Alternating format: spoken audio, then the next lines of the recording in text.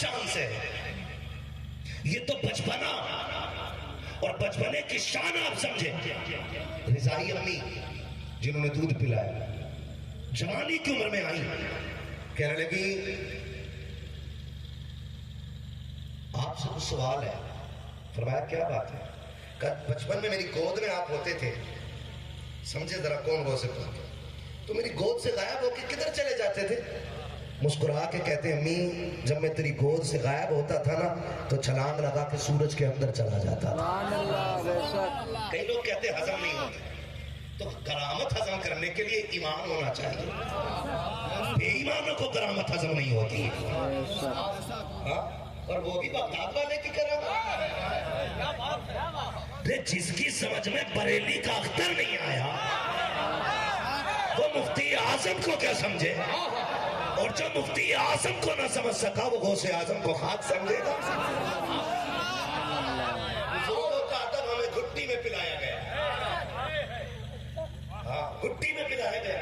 پوچھا گیا کہاں چلے جاتے تھے, تو لوگ نا کاٹ کاٹ کے نا کرامت کی بات ہے اور ان پہ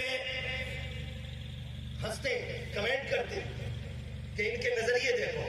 میں نے کہا کتھے تمہیں تو ہنس نہیں ہوگا نا, کیونکہ ایسے تمہاری نسلوں میں نہیں ہماری نسلوں میں پیدا ہوتے ہیں. ہماری نسلوں میں پیدا ہوتے ہیں, تمہاری نسلوں میں نہیں.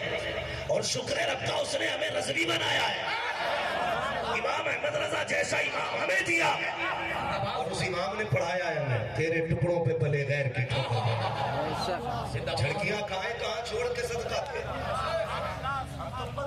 کے ٹکڑوں پہ. اور یہ ہمارا مقدر ہے.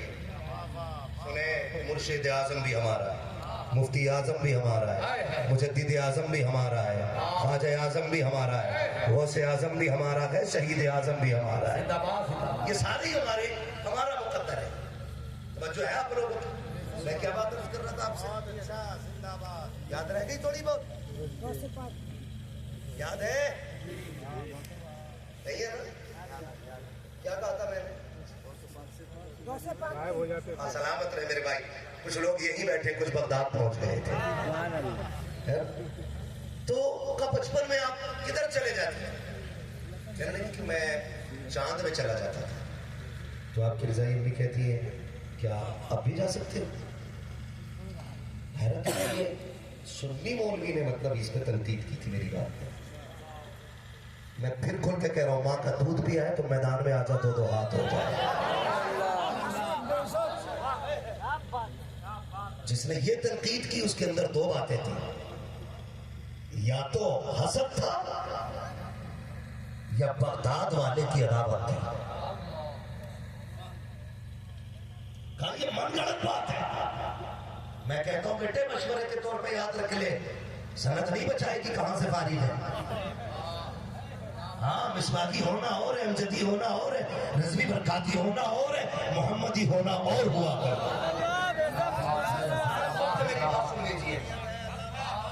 کان کھول کے سن لیں, میں پھر کھل کے کہہ رہا ہوں.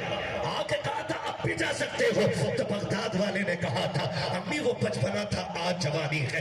وہ 6 ماہ کی عمر تھی آج 25 سال کی عمر ہو گئی ہے. کہا بتا تو صحیح آج بھی جا سکتے ہو؟ کہا امی وہ بچپن تھی آج جوانی ہے. کہا اب نہیں جا پاؤ گے.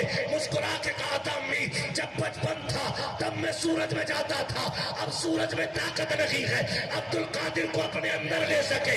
آج عبد القادر کا عالم یہ ہے ایسے 1000 سورج بھی آ جائے عبد القادر کے سینے میں گم ہو جائے.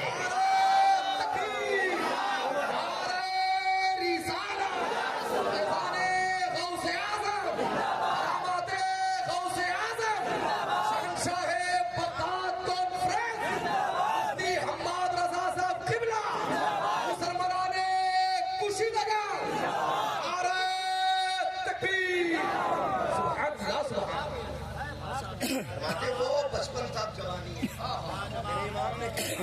سر بھلا کوئی کیا جانے کہ ہے کیسا تھے. اولیاء ملتے ہیں آنکھیں, وہ ہے تلوا تیرا. اور الرٹ کر کے کہا تھا ان جیسے گدھوں کو, میں تو گدھا کہنا بھی گدھے کی توہین سمجھتا ہوں. کہا تھا الہما قہر ہے غوث و تیکھا تیرا, مر کے بھی چین سے سوتا نہیں مارا تیرا.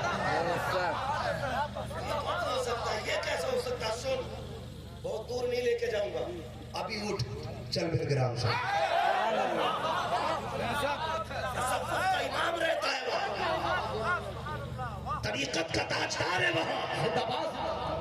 ہاں اور بھائی سمجھنے کی کوشش کریں جہاں میں لے کے جا رہا ہوں. کئی بار نام سے بھی جلن ہو جاتی ہے. وہ کہتے ہیں بلا وجہ قصیدے پڑھتا. سن بھائی, اماد تعارف کا محتاج نہیں تھا, تعارف تو تاج الشریعہ کی جوتیاں اٹھا کے ہو گیا تھا. اب ضرورت نہیں تھی شہرت کی, رب نے بہت دیا ہے. لیکن جانتے ہو جو عشق والے لوگ ہوتے ہیں نا, وہ بنا محبوب کے رہ نہیں پاتے. یہ دل جو ہے نا, یہ عشق کے لیے, اس میں کوئی نہ کوئی تو رہے گا, کوئی نہ کوئی تو رہے گا. کہنے لگے بلگرام کے گیت کیوں گاتا؟ میں نے کہا میں نے تو بعد میں نام لیا ہے, میرے مرشد تاج الشریعہ نے پہلے ہی ذکر کیا. زندہ باد زندہ باد. آنے والے غالب وسیع میں 10 تاریخ کو آئے سرکار تاج الشریعہ 10 تاریخ کو سرکار رئیس العدلیہ اویس میاں صاحب تشریف لائیں گے. 10 تاریخ کو توجہ ہے نا آپ کی, میں جو بتانا چاہ رہا ہوں. بغداد والے کی عنایات ہے, اعتراض کرنے والوں سرکار رئیس العدلیہ ادے پور میں